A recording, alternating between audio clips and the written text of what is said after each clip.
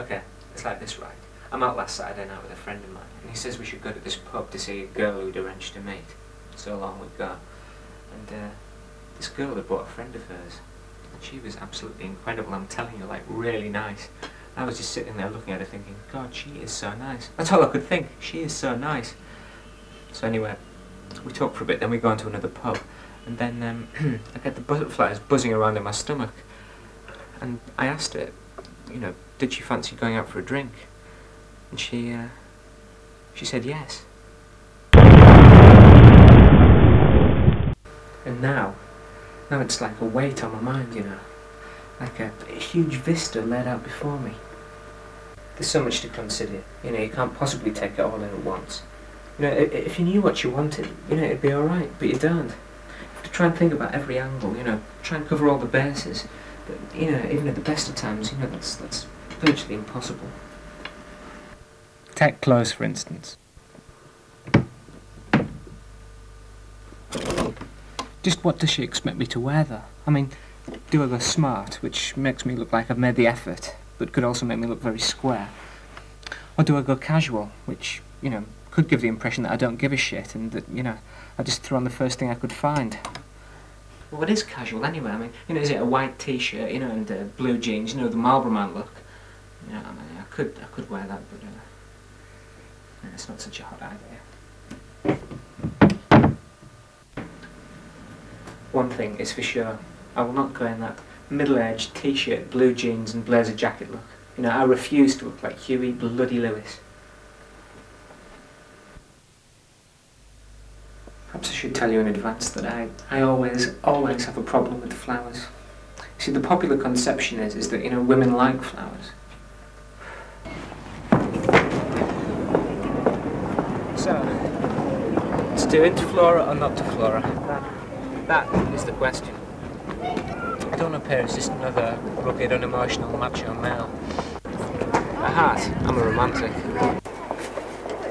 Some people say that romance is dead, but I just think it's under the weather. Flowers on a first date. It's dodgy territory, a positive minefield. I think back to those halcyon days before political correctness got a stranglehold upon our society. You know, when they used to show Miss World competitions on television. I think of the winner, and when they awarded her the crown, and then they gave her the banner thing, you know, and then somebody came on and gave her a huge bouquet of flowers. And she was so overwhelmed by it all. But it worries me. You know, you give a girl a bouquet of flowers, perhaps in a public place, and it's like, all right, you know, what's she expected to do with them? You know, what's her reaction supposed to be? I mean, she can't very well put them in a handbag, can she? Not unless it's a very big handbag. Or a very small bouquet of flowers.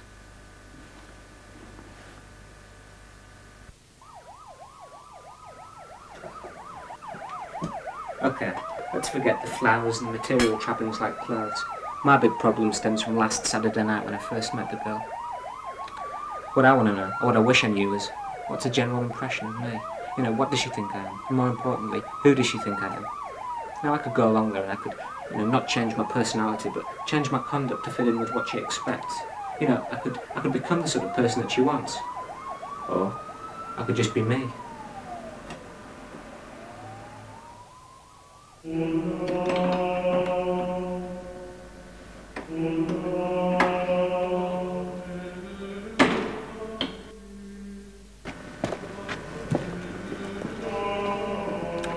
Of course, by changing who I am, it's only going to make matters worse in the long run. And she sees through it all and realises it's just one big show in the long run. You see that I'm being optimistic about the whole thing here. You know, I actually think it's going to lead somewhere.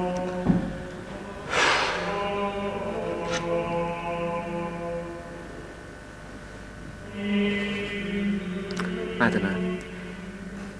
I just think back to school, you know, when I had this moral message drummed into me. You know, the teachers, in order to deter you from cheating, would give you this line about, don't do it because you'll get caught out in the end. That's bullshit, isn't it? Because everybody knows that the cheats never get caught.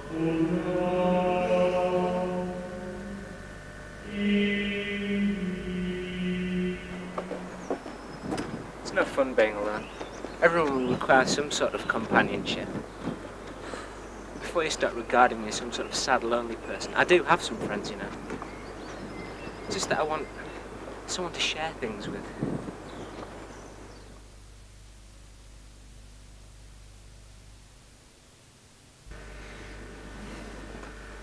My yardstick or gauge or whatever it is for judging the beauty of a woman, well, what it is I ask myself, in a theoretical situation of course, that if we slept together and in the morning when I woke up and rolled over to look at her, would it raise a smile? You know, as in just to be happy to be there. And I know it sounds stupid, but it's got more to do with presence and warmth than any physical characteristics. She has a certain quality that allows her to be, you know, sexy and warm. It's definitely not a harsh ice queen beauty. There's a warmth there. I could tell when I spoke to her.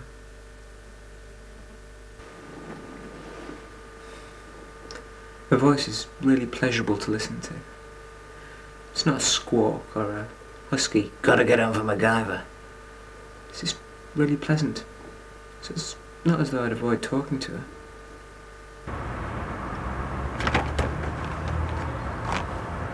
Get some advice.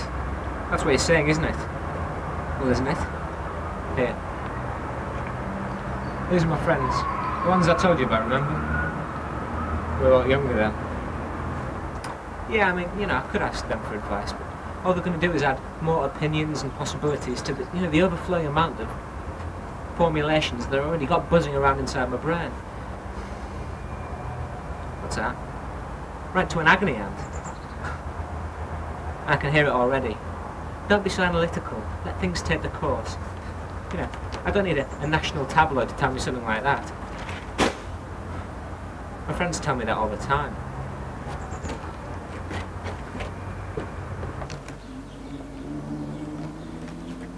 Everyone's notion of love is different. Turn on to one is turn off to another. Person A's idea of romance could be sickening to person B. There's too many ifs and buts, you know, too many variables. I may not know what people expect, but I certainly have it within my power to find out where those expectations come from.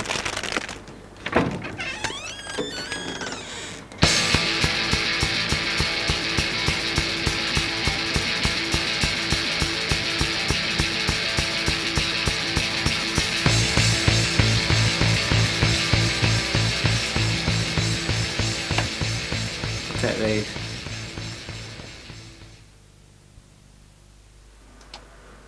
Still don't know what to do about those flowers. You know, I'll get some.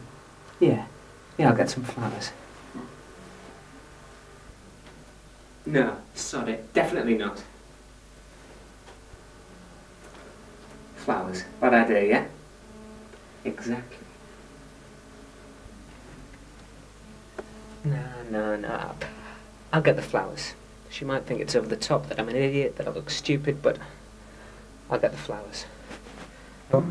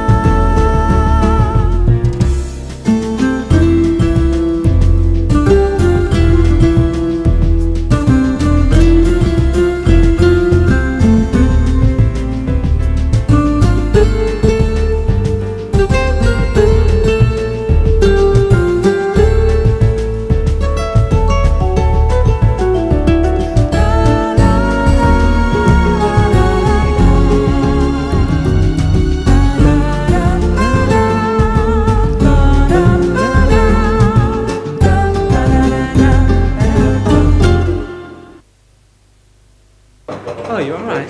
Yeah, look, I'm ever so sorry I'm late. No, it's fine. So how are you? I'm fine. Good, yeah.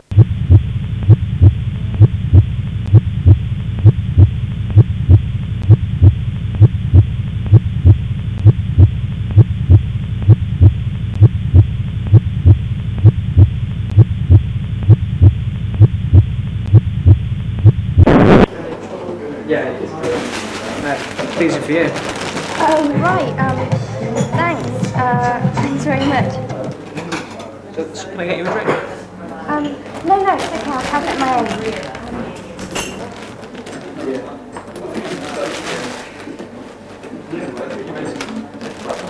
Look, why don't you, go and find us a table and I'll come over and have a drink.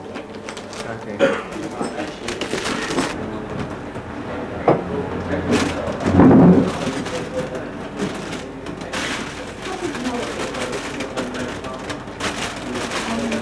I'll just leave them down here for now. That's probably the best idea. So, what are you drinking? Just plain. Right, same as me. I'm driving, so. Alright, so am I. If you told me, I could have given you a lift back home. That's alright. Well, it wouldn't have been any hassle. Doesn't really matter now, does it? No, of course not. So, what have you been doing lately? No, not really. Just working. Yeah. Where is it you work at? Boots. That's boots. Boring, is it? Pretty much. Or what is it these days, huh?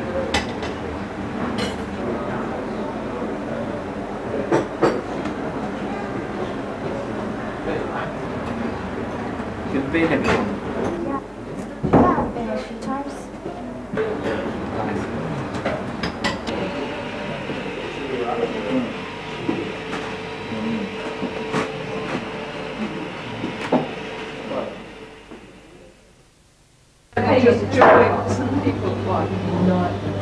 Should we go to another pub then? Yeah, okay.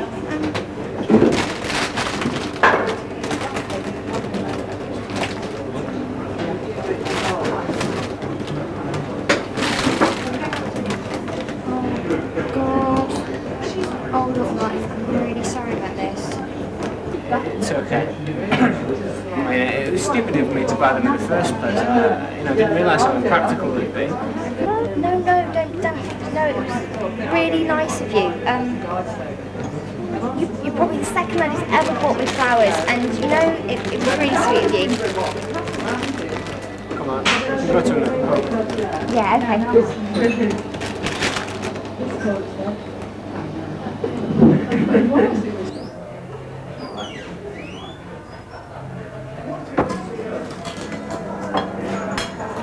Never come here if I can help it. Really? Yeah, it's always full of wankers. You're absolutely right, but they're always good for a laugh. The wankers, I mean. Suppose so.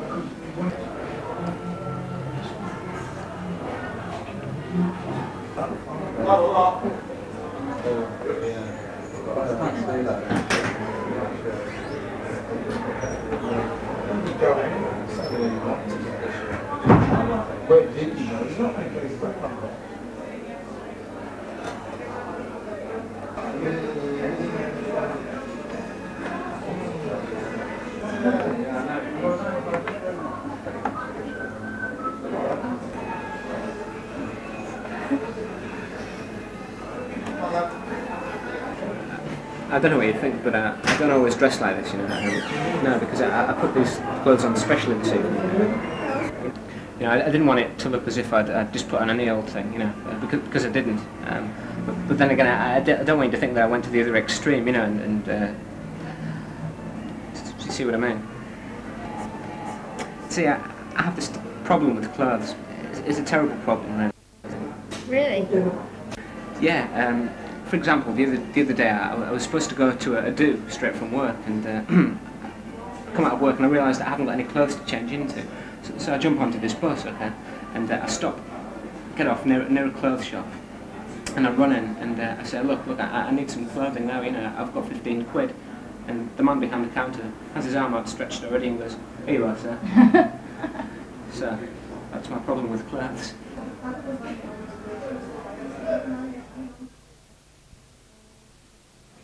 He's a lot more mature these days, so he can be quite serious.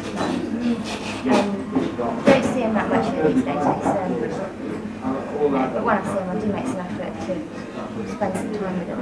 What about you? Just me, myself and I. Any chance? You got all the attention then?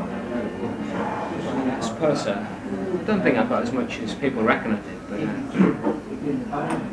but it just made me used to being on my own. It's not such a difficult thing. Homemade card, you think, well, the cheapskate bastard sent this to me, you know. But there's only later in life, you know, when you fully appreciate, you know, just how important it is to, you know, to get to the point. Yeah, well, my kids prefer it. Precisely. I mean, people are always saying that Christmas is getting more commercialised. Yeah. I think, well, I don't know, last Christmas, I certainly think it was less commercialised. It seemed more like, you know, Christmas flavour and Christmas spirit than sort of money grabbing, buying and everything. Oh, perhaps. I don't know, maybe I just haven't noticed it. I mean, I don't watch kids' TV, but I'm sure that's like one of the worst areas on telly run up to Christmas. I think it's getting a lot worse for the parents. I mean, I think people like you and I, you know, we can avoid, you know, commercialism in general. You know, I think because of the lives that we lead here, you know, we can stay out of, you know, the corrupting gaze of it all. The corrupting gaze of Christmas commercialism. Something like that. It's really put me off. I just couldn't eat it anymore. Well, I'd like to be, purely for health reasons, but I just haven't got the willpower, you know, to give it up. You know, well, I don't lecture people about it. You know, at the end of the day, it's your own body and your own decision. But I'm sure if most people saw that video, you know, they'd feel the same way. You know, no one forced me to watch it. I did it. No, I'm sorry. Brookside is the best thing. Well, you know, I used to be with you on that, but you know, ever since, you know, Mick got held hostage by the mad teacher, yeah, well, you know, I'm out of there. Yeah, okay, that story did stink a bit, but it's not as low as Bouncer Street and Neighbours. You said that as well? Who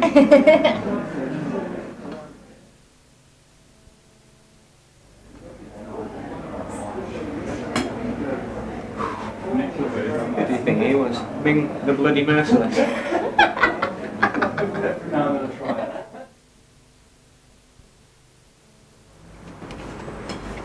Listen, I've had a really great time this evening. You know, it's been super. And I was wondering if perhaps we could, you know, meet up with each other sometime next week. Yeah. I don't know exactly what I'm doing next week, but yeah, I'm up for it. I'll give you a ring. Yeah. Okay. Well, wait, you haven't got my phone number. Oh God, of course. You haven't got a pen, have you? No, I haven't. Well, I've got a pen here somewhere. I think it must have slipped through the lining or something. Listen, Martin. Hmm? It doesn't really matter. Sorry? It just doesn't matter. So what you're saying? I'm just not really interested in seeing you again, Martin. You know, I just didn't want to use an easy way of, you know, just an excuse of leading you on and lying to you. Uh-huh. Mm-hmm. I've had a good time and all, really, but I don't know, I'm just Right, yeah. not really interested. It's okay. Sorry about that. It's fine. Take care anyway, Martin. Night. Yeah. Night.